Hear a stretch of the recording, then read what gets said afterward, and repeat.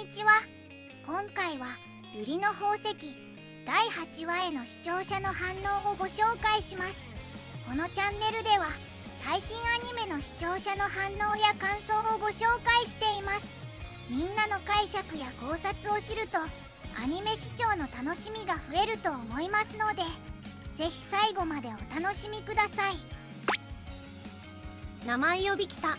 この女落ちた。牛乳パックみたいな筆入れかわいいな。おまるパイでかい友達はリストラされたの。今回ちょっと出てたろ。ああ、もうくっそ面白いなこのアニメ。そこは自分も名前で呼ぶところじゃ。いや、良いアニメだ。心が洗われるようだ。こんな工場があったってことは他に車で来られる道があるのかな。どこが大きすぎるんですかね。おまるパイが大きすぎて。大きすぎる。胸がな。だから瀬戸さんに。言うほど入れないか。いや、普通に誰でも入れる太さじゃない。これは自然っていうのだろうか。工場の中にできるのは自然なの。さらっと流したが結構大変な過程だな。カドミウムとかあったらどうすんだよって思ったりも。亜鉛なら有害じゃないからいいけど PCB とか怖い。 PCB とかアスベストとか古い工場にありふれてるからな。瀬戸ちゃん加入してから瑠璃の成長が著しいな。カツが加入して丸くなったカミーユのようだ。やってることが危険すぎてヒヤヒヤする。環境問題も考えさせる教育アニメですわ。これ変態ロリコンおまるパイアニメかと思ってたけど、実は健全な良いアニメなのでは。 NHK でも放送できるな。こんな廃工場あったら野生動物の住処になってそうだけど、瑠璃の手に入れた水晶と対比になってる。工場はなぜほったらかしだったのか。昭和以前ならそんなもんだった。珍しいけどそれほど価値がないのでは。あの廃工場はなんであんな人里離れたとこにあったんだろう。ミッキ飴食べたくなってきたぞ。先輩2人は大きすぎて入れないくさ。いろいろ大きいからね。父が大きすぎて。亜鉛とか先輩がビンビンになりそう。瑠璃ちゃん壊されそう。こんな飴あるよな。何が大きいんですか。サンキュールリ。おすすめの亜鉛サプリ教えてくれ。バッキバキになるやつ。瑠璃ちゃんの先輩風スコ。まな板のすくめ。瑠璃ちゃん。ゆりですか。名前呼びイベント。あら、名前で呼んだぞ。瑠璃ちゃんでいいだろ。瀬戸さん初めての友達。デレキ入っちゃったな。めっちゃいい子じゃん。出れた。瀬戸さんが出れたぞ。ヘルシェイクヤノのことを考えていて。名前呼びイベントは神回の王道。瑠璃が賢くなりつつある。たった1話で一緒に勉強する中に。皮肉なのに褒められてる変換。今日もいい話だった。神回だったな。ニヤニヤが止まらん。今期アニメ瑠璃の宝石が優勝です。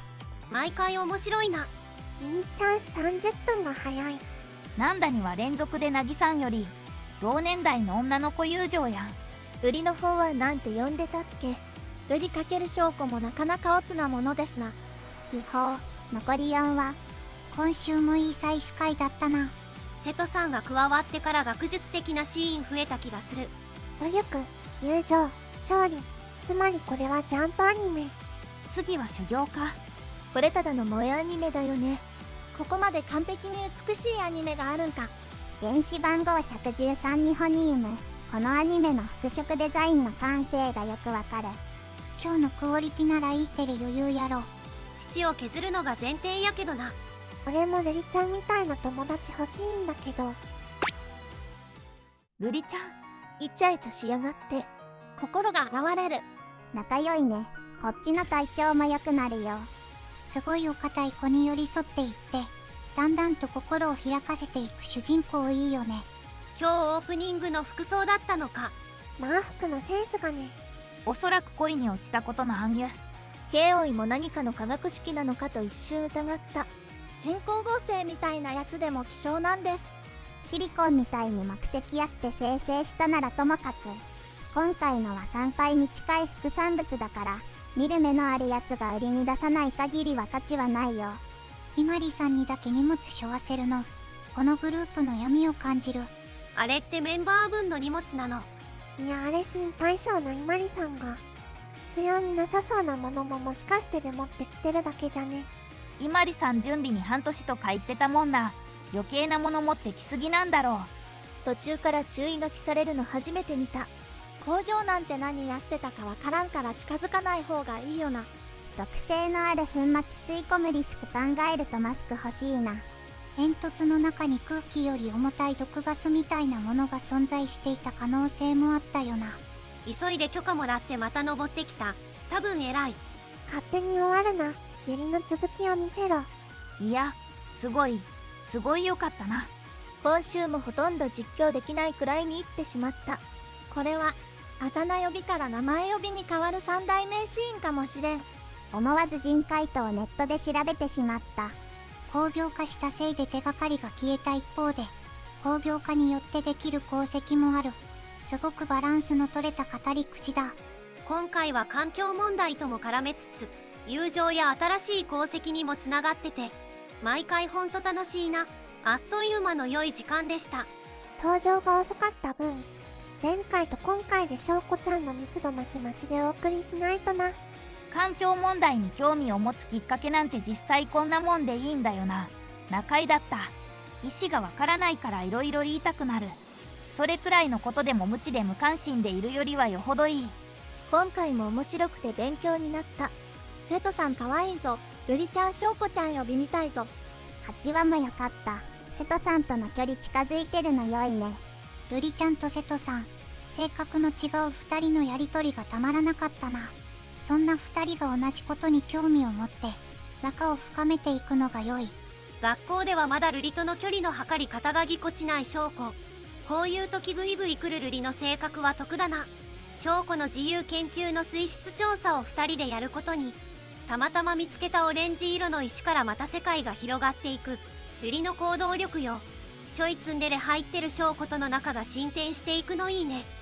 完全な人工物でもない。人間が関わってできるものもあるのは面白かったな。でも今回はそれ以上にルリちゃんと瀬戸さんの仲が深まったのが熱かった。二人が下の名前で呼び合う日が待ち遠しいですね。今週も大変素晴らしかったです。瀬戸翔子さんが喜ぶたびに僕も嬉しい。廃工場の絵すごくワクワクしたな。どんよりした中にきらめく宝石がある。これが環境にとって良いか悪いかまで考えられるように成長した瑠璃に泣き、起承転結完璧なエピソード。初めて鉱物の興味を共有できる友人ができた翔子の喜びがみずみずしく描かれていて非常に微笑ましい。瑠璃が翔子を思う気持ちも自分が得てきた喜びを分かち合いたいという素直な感情が垣間見えていい。一緒に自由研究、石と工場と水がつながるというのもなかなか興味深い話です。伊万里さんの評価が瑠璃と翔子さんで違うのと同様に、環境問題に対してけしからんというだけではない見え方を教えてくれる理解でした。さらに名前呼び会でもあるとは盛りだくさんです。瀬戸さんが見つけた石に答えを出してあげたいんだよねという瑠璃の言葉、そして最後の初めて友達と一緒に見つけた石なのという瀬戸さんの言葉が、2人の思いが通じ合っているような表現で素敵だなぁと思いました。最後までご視聴いただきありがとうございました。皆さんのご感想や注目ポイント、考察などありましたらコメントで教えていただけると嬉しいです。このチャンネルでは最新アニメの視聴者の反応や感想をご紹介しています。ぜひチャンネル登録とグッドボタンをよろしくお願いします。それではまた次回の動画でお会いしましょう。